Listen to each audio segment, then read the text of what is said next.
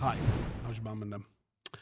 There is still a game to play, and it's tomorrow, and it's Manchester United at Old Trafford to celebrate our season with our glorious heroes on the pitch as they do a lap of honour and definitely don't get booed from here to high heaven. Definitely don't. Definitely don't.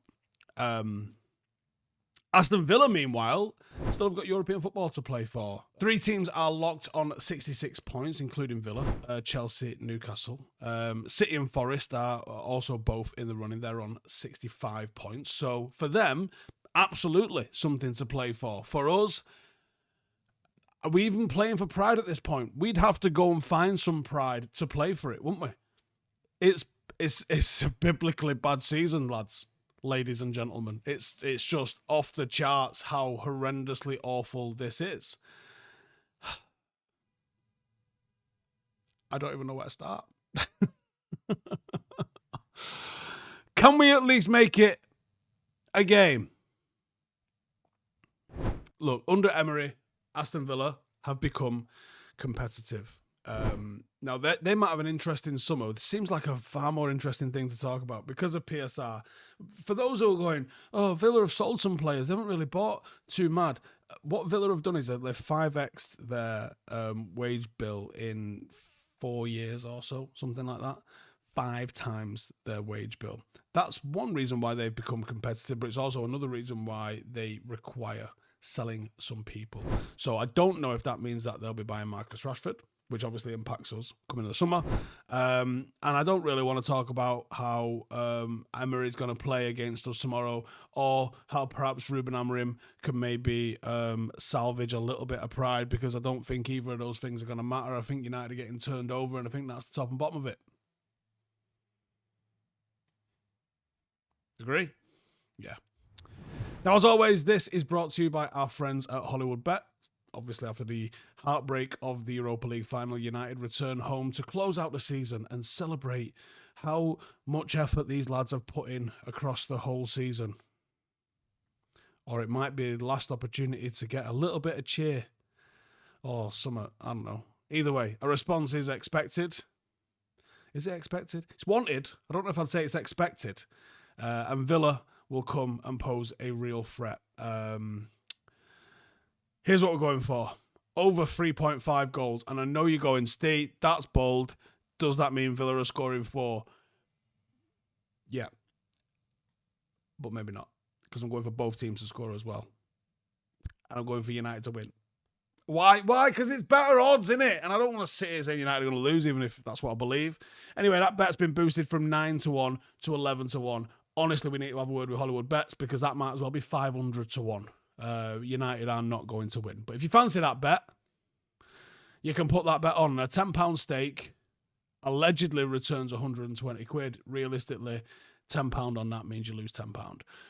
And if you'd like to get involved in this bet boost, you need your head checking for starters, but you can click the link in the description. And if you're new to Hollywood Bets, you can create an account and take advantage of some excellent customer offers, which are definitely better than this bet that we've just stuck on here that I've just put together. I put it together before the game. Don't be like that with me.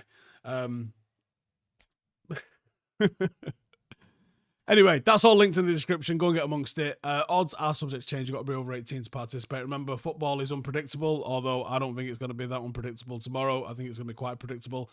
But the bet is designed to enhance your viewing experience, and certainly no guarantee of a win. Can you imagine if I was like, lads, trust me, this one's coming in?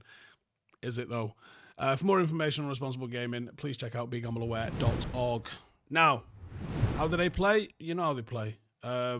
Quite interesting. There's a lot of 4-4-2. There's going to be a lot of shifts into like a 4-2-2, especially when they come about building up. But realistically, it's a 4-2-3-1. And it's a nice tactical evolution of what Emery's all about.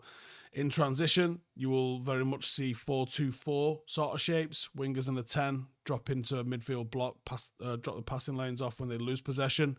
And their build-up is both patient but vertical. They involve the fullbacks quite heavily. They'll either overlap or underlap.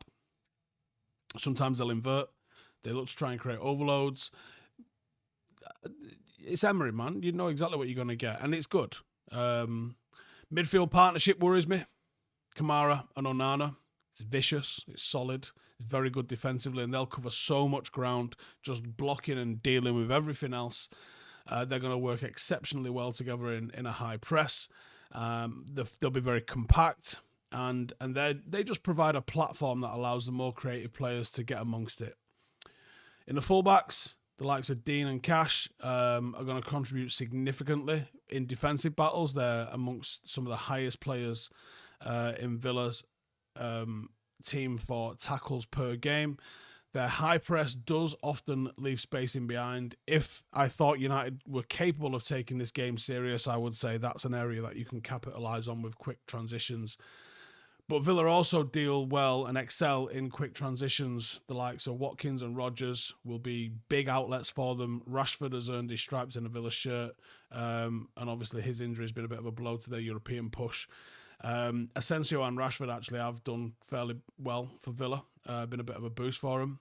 Other areas that United are definitely going to have to worry about is set plays. They're dangerous from set plays. The likes of Konsa, Onana, Watkins, really good in the air and valuable to them. United just need to avoid not getting absolutely destroyed here. Picking an 11's actually been really hard because I really don't know how we're going to even think about lining up for this one. Let's give Johnny Evans his swan song. So let's start Johnny Evans. Go with Yoro, Evans, and Maguire. Yoro on the left. Sorry, Yoro on the right. Evans on the left. Maguire in the middle. Let's give Tom Eaton a run out. Because let's be honest, it can't be worse than what we've been seeing. We go with Amas on the left. Ahmad on the right. Ugarte and Mainu in midfield. Bruno, because he plays every week. Xerxes and Chido. Does that work? Honestly, does it matter if it doesn't? I would absolutely freshen it up, and I think we should try and freshen it up. Is it enough to do the job? No. Look, it's a shit show, and I think it'll be really toxic atmosphere. I'm not going. I'm away. I'm on holiday. And like, I know it feels like the season's over. It really does feel like the season's over. I'll be watching it on telly. I'll still do 5 things and a review and all that lot afterwards. Next week when I'm back, I am going to do a player ratings where we look across the entire season and do the player ratings and see who the statistical player of the season is. That'll be interesting. Otherwise, this is the final game of the season. I know it already feels like it ended after the Spurs game, but this is the final game of the season. Thank God, eh? Nice one. Cheers for the support. Go and check out Hollywood Bets. I'll see you in the next one. Laters. Hey, thank you for watching the video. If you are new around these parts, then don't forget to subscribe. My channel is proudly supported by my community on Patreon. If you'd like to get a little bit of extra content, a Discord group, meetups, 5-a-side games, weekly podcasts, behind the scenes, and even an occasional bit of transfer news as and when I get it, then for the price of a pint, you can show your appreciation for the content that we make and get some goodies for doing so as well. Check the link in the description or click the button right here. You'll also find all of my socials here too if you want to follow me on any of those platforms. Nice one.